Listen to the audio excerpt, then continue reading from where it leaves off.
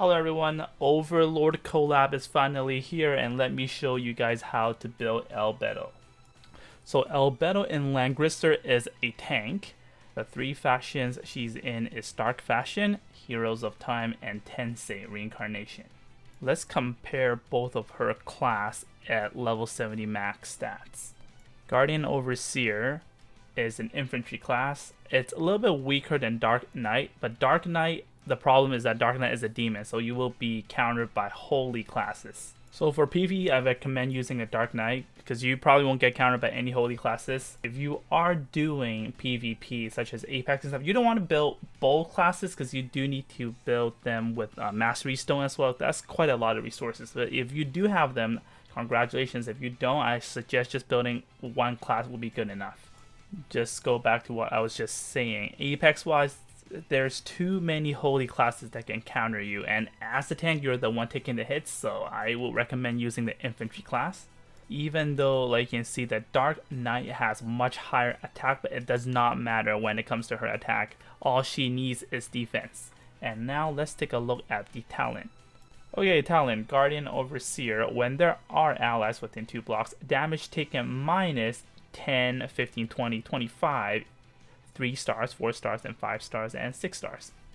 Take all attacks for allies within 1 reign. Before being attacked and entering battle, replace attack with 1.6 times defense and increase damage dealt by 50, 55, 60, 75, 3, 4, 5, and 6 stars.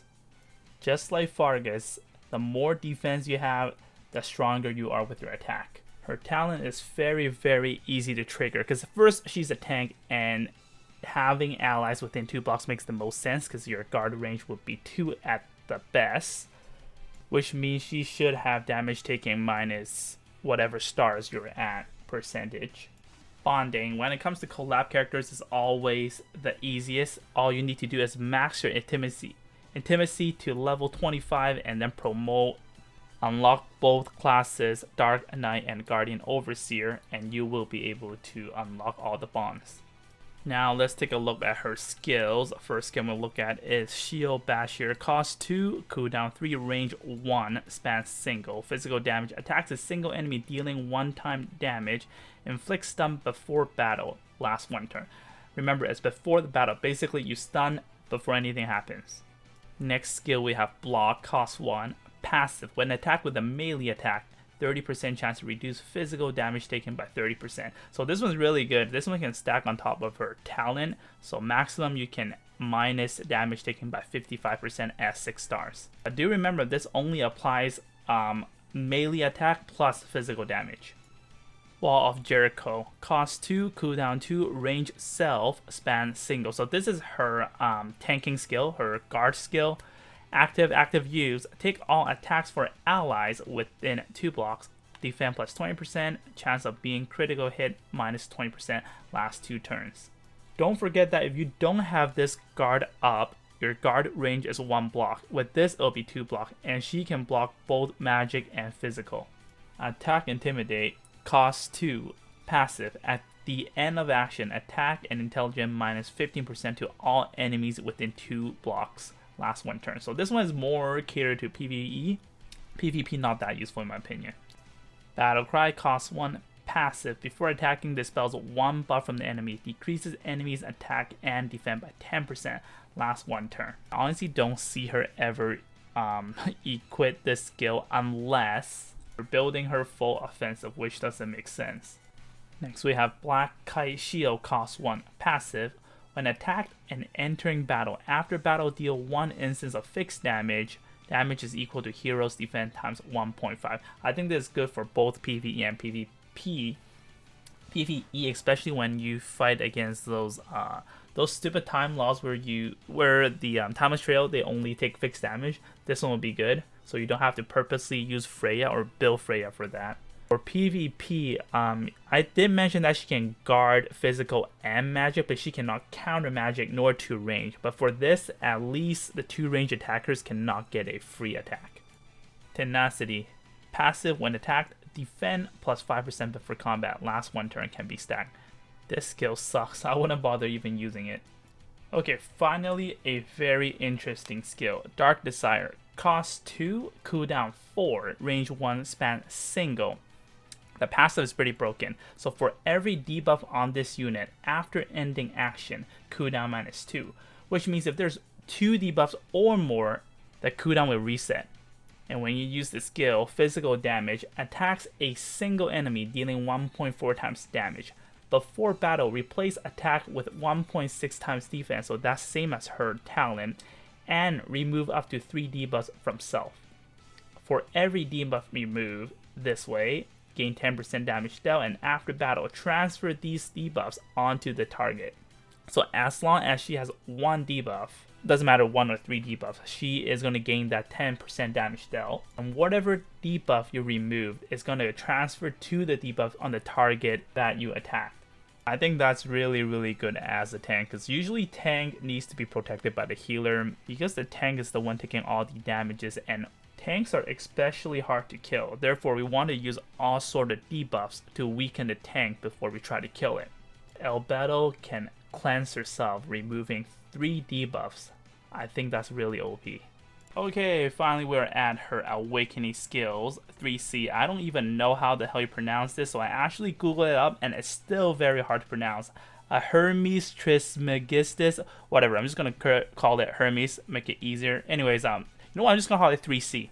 So cost 3, cooldown 3, range self, span single. This one is really overpowered, I think. So first, the passive is immune to stun.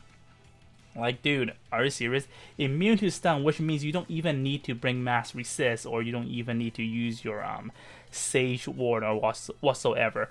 On top of that, which means you are immune to Bozo's sleep.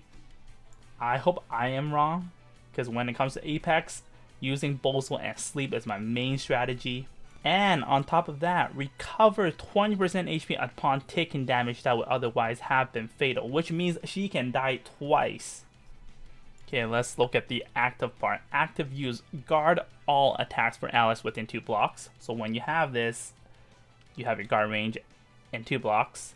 Gain 3C, chance of being critically hit reduced by 30%. When attacked and entering battle, 30% chance to reduce all damage taken by 50%. Like, come on. So 30% chance to reduce all damage taken by 50% on top of her talent at 6 stars. That's 25%. In total, 75%. And the last part of this description is even more amazing. The 3C cannot be dispelled or immunized. So I don't have the characters yet myself. But from what I'm understanding right now, which means, you know how Landius, you can seal the passive, then he cannot revive, right? But this one, from my understanding, you cannot do that. She can always revive, and she can always immune to stun. Again, I hope I'm wrong, because I think this is really OP as a tank. Okay, recommended weapon. Finally, another tank that can use Oath of Justice. This gives both good defense and magic defense, and if unfortunately you don't have an extra Oath of Justice, Oath Sword does a really good job as well, even more defense than Oath of Justice. And if you have a lot of balance blades sitting around, that also works, because it does give both defense and magic defense. But I don't know if you want to waste a balance blade on a tank, especially since she doesn't have any AoE skills. Recommended armor. Bloodline is really good, however it only applies to melee attacking. I think her talent plus the 3C already does a really good job. Of course, if the bloodline procs, that'll be like almost 100% towards melee attack. But I think her biggest weakness would be 2 range attacks, especially magic.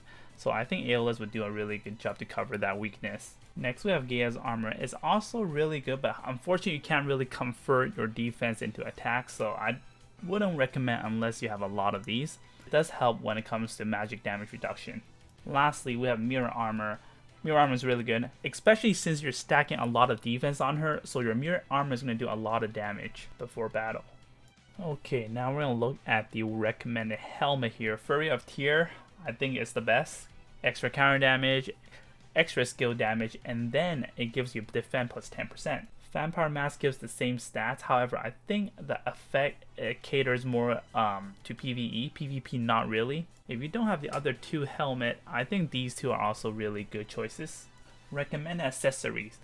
Finally, the King's Amulet becomes relevant again. So when allies are within 2 squares, that's really easy defense and magic defense plus 10%. And of course, when it comes to PvP, Swordsmith Medal can't go wrong. It gives all stats, and then there's a lot of fixed damage and silence. Now you don't have to be, worry about those. Okay, if you don't want to use any of those, you can use the boots. Boots are also really good. Your boots allows you to play a little bit more aggressive, attack, and then retreat back to your allies. And Defiant boots give you extra mobility, which is also really good. It really depends on your playstyle.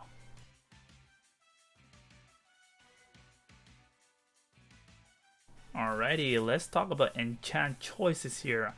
You can do 2 plus 2 blue enchant, any of those two, and they'll give you maximum of defense and magic defense. Tree of Life is also a very good choice. HP plus 10%, and then the 4 pieces makes yourself and your allies stronger by 5% when it comes to defense and magic defense. Steel is also a very good choice because of her 3C and talent. Now you can stack on top of that with another minus 10%. Okay, lastly we have Thorn. I think Thorn is when you don't want the 2 range attacker to attack you for free. Now you can reflect some of the damage taken, but however I don't really like it myself because it requires some RNG. Okay, now Mastery Stone Enchant. That's pretty straightforward. You just want HP, defense, magic defense for a tank for all of them, and at the arena side you want to add 2 Suffer to make yourself even more tanky. Okay, we're finally at our last section of this video. So Soldier Choices, Guardian Infantry, really good, really tanky.